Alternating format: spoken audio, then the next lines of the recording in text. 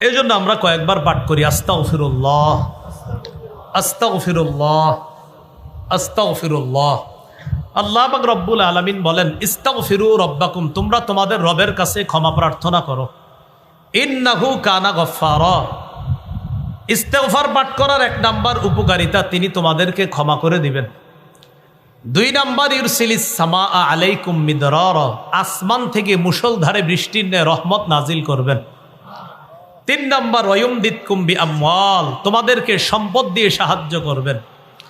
4 number, ওয়াবানিনা, যাদের সন্তান নাই তারা ইস্তেগফার পাঠ করলে তাদেরকে আল্লাহ সন্তান দিয়ে সাহায্য করবে। 5 নাম্বার, ওয়ায়াজআল লাকুম জান্নাত, যাদের ক্ষেত খামার দরকার, যাদের ফলের বাগান ফুলের বাগান দরকার, আল্লাহ তাদেরকে এই ফলমূলের বাগান দিয়ে সাহায্য করার ওয়াদা করছেন। 6 নাম্বার, ওয়ায়াজআল লাকুম আনহারা, নদী নালা দিয়ে আল্লাহ সাহায্য করবেন। 12 নাম্বার পারায় আসছে, কেউ যদি ইস্তেগফার পাঠ করে বর্তমানে শরীরের মধ্যে যে শক্তি, ইয়াজিদকুম কুওয়াতান ইলা কুওয়াতিকুম, এই শক্তির সাথে আল্লাহ আরো শক্তি যোগান দান করবেন, তার শরীরে আল্লাহ আরো শক্তি বাড়ায় দিবেন।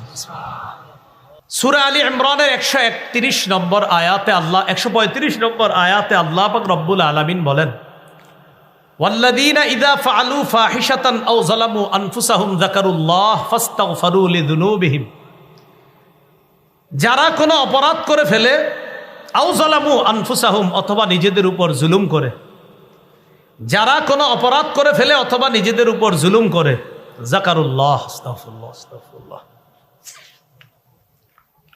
যারা কোনো অপরাধ করে ফেলে অথবা নিজেদের উপর জুলুম করে, সাথে সাথে আল্লাহকে স্মরণ করে, ফাস্তাগফারু লিযুনুবিহিম, নিজেদের গুনাহের জন্য আল্লাহর কাছে ক্ষমা চায়। ওমাই ইয়াগফিরুয যুনুবা ইল্লাল্লাহ, আর আল্লাহ ছাড়া তাকে ক্ষমা করবেই বা কে?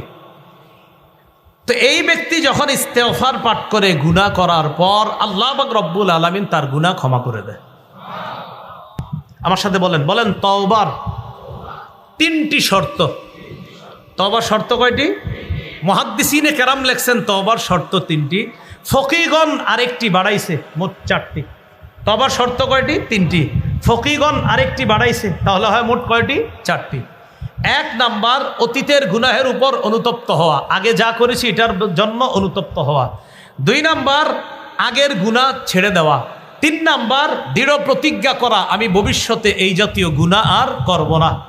4 নাম্বার, বান্দার হক নষ্ট করে থাকলে বান্দার হক আদায় করে দেওয়া। তাহলে তওবার জন্য মোট 4টা শর্ত। 1 নাম্বার, অতীতের গুনাহের জন্য অনুতপ্ত হওয়া। 2 নাম্বার, অতীতের গুনাহ ছেড়ে দেওয়া। 3 নাম্বার, প্রতিজ্ঞা করা, ভবিষ্যতে এই গুনাহটা আমি আর করব না। 4 নাম্বার, বান্দার হক নষ্ট করে থাকলে বান্দার হক আদায় করে দেওয়া।